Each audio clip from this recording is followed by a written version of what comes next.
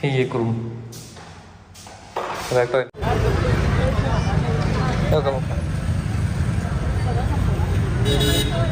जर बा निरस दूध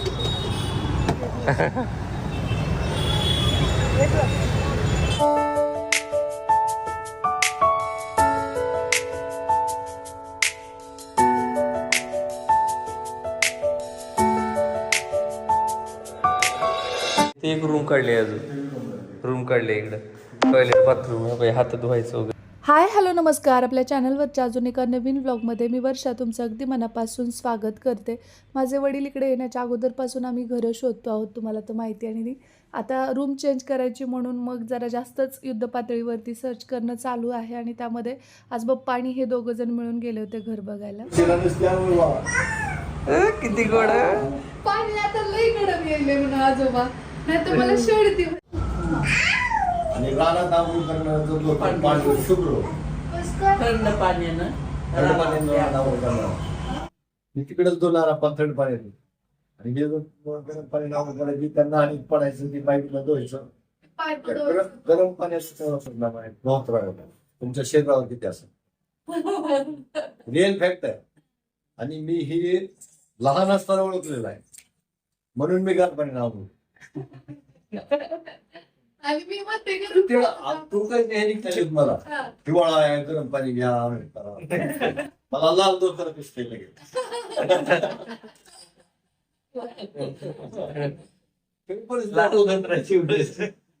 दोन बघितलेस तुम्ही लाल जरद दसरत ती गावाकडे रानात पांढरी शुभ्र मग शरीर तसंच राहणार. थंड पाण्याचं गरम पाण्याचं एक चालतं भाव खरंच काढून घ्या काय तुम्ही बघितलंच नाही तर काय तुम्हाला कळतंय. आता आमचं शोधून करू टाइम निघून गेल्यावर कळलं मात्र मला हे लहानपणी कळलेलं आहे. आणि मला शिकवायला कोणच नव्हतं. माझ्या मनाचं मनोगत आहे असं आहे. आता हे शाळेत नेता शेंगायचा या टोपी लय काय केलं टोपी भरून शेंगा वावरावरल्या आपल्या वासून महागड्या सर्व्याच्या आणि ती शेंगा आणून दुकानाला घालायच्या. आई पैसे आई योग्य माझे पैसे माझे किती पैसे आहेत आणि आई बी आमची बाळा खर्चायचं नाही तुला पैसे साठवून ठेवायचे ती आईने त्यावेळेस करायचं.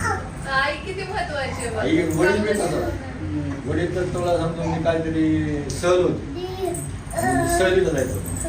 आता पूर्ण कोण आणली की मी बी शिकली अंगाने बोलायचं सुद्धा मुश्किल होतं. थोडं अण्णांचं कार होतं हळूहळू मी आणलं म्हणजे अण्णा मला सहलीला जायचं का गावले नाहीत मला तर पुढे जायचं किती पैसे लागले एवढे. तेव्हा आमच्या घरी चोरी झाली होती आपल्या घरी बाळा आपली चोरी झाली आपलं सामान गेले सगळं पैसे कसे खर्चायचे नको जाऊ थोडंच म्हणलं नाही गेलो पण ती गोष्ट माझ्या अजून देणार वडील काय म्हणलं देणार म्हणजे अजून माझ्या अशा गोष्टी लय देण्यात येतात लहानपणीच्या लक्षात बिलकुल. आणि त्याच्या पद्धतीने राबलं गेलेलं आहे असं. मला कुणी किती बी असं कर म्हणलं नाही करीत तुम्ही काही बी करा माझ्या इंजिनियर.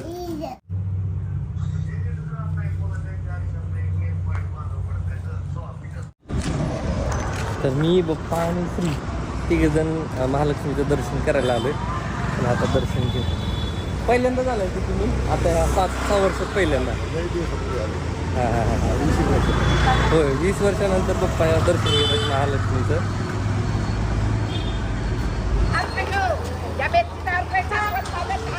त्याला महाद्वार रोड म्हणायचं. जेव्हा आमच्याकडे ट्रक होता ना तर त्यावेळी त्या इकडच्या कारखान्याला चालायच्या आणि मग त्यामुळे इकडे नेहमीच येणं जाणं असायचं. म्हणजे 20 वर्षापूर्वी देवीचं दर्शन घेण्यासाठी पप्पा इकडे नेहमीच यायचे आणि आता एवढ्या मोठ्या कालावधीनंतर आलेले आहेत. हे चल बाळा बाळा चल चल चल चल हात धर आजोबांचा चला.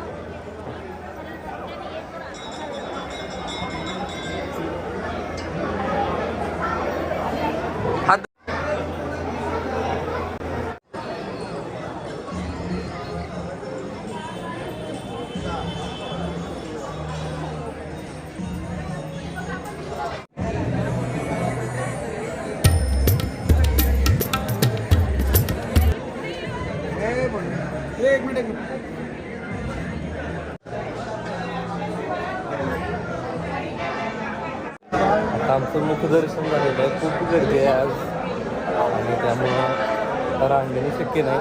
जमलं तर आम्ही उद्या दोघं मी आणि बाप्पा येऊन रांगेत दर्शन घेऊ.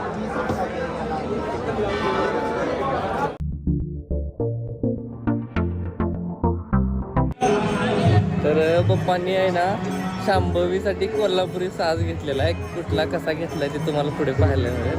खूप छान मिळालं की आल्यानंतर म्हणले की पुरीला काही घेण्यासारखं आहे का, आणि त्यांनी स्वतःहून घेतलंय. खूप भारी वाटलं. बघू, दाखवा दाखवा, हातात दाखवा.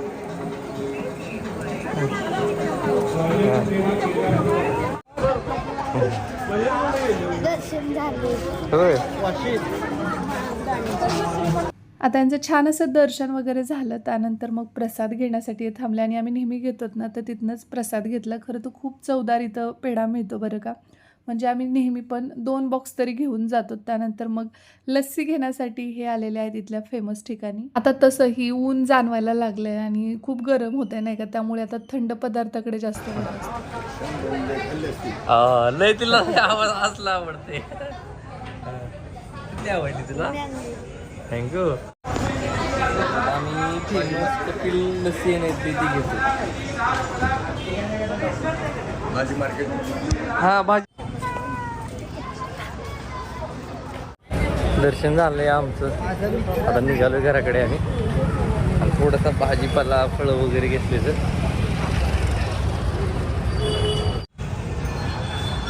हे काढून द्याय, थोडंसं शूटिंग पण घ्यायचं आहे आम्हाला. या पुढे बाबा. हां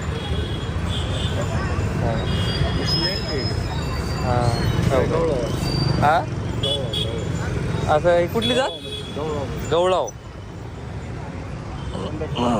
पंढरपुरी.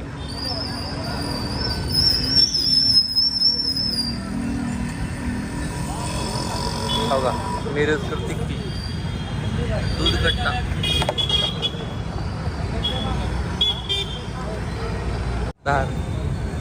हे श्री बघ.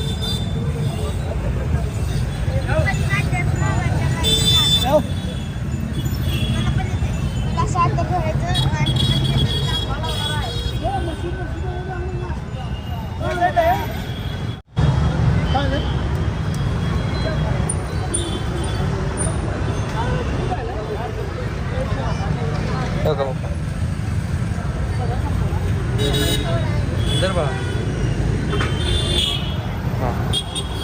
निरस दूध.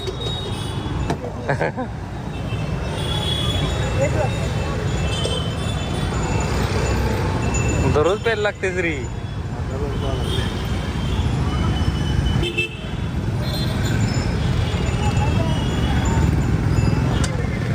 बघू किती प्यावं लागतं माहिती आहे का? चरवी चरवी एक चरवी.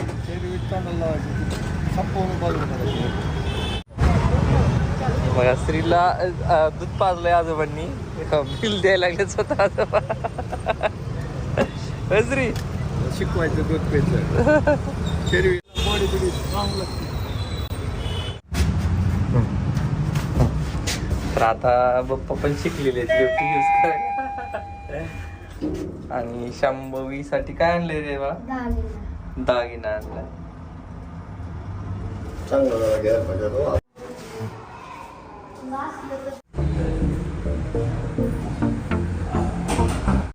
आणि ती कोण आणले? आजोबा. शांभवीसाठी काहीतरी डाग घ्या म्हणली.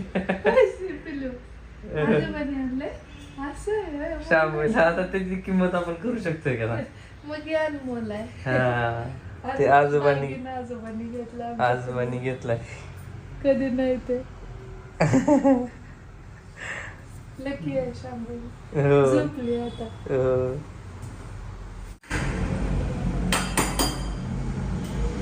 भाकरीचा बेत.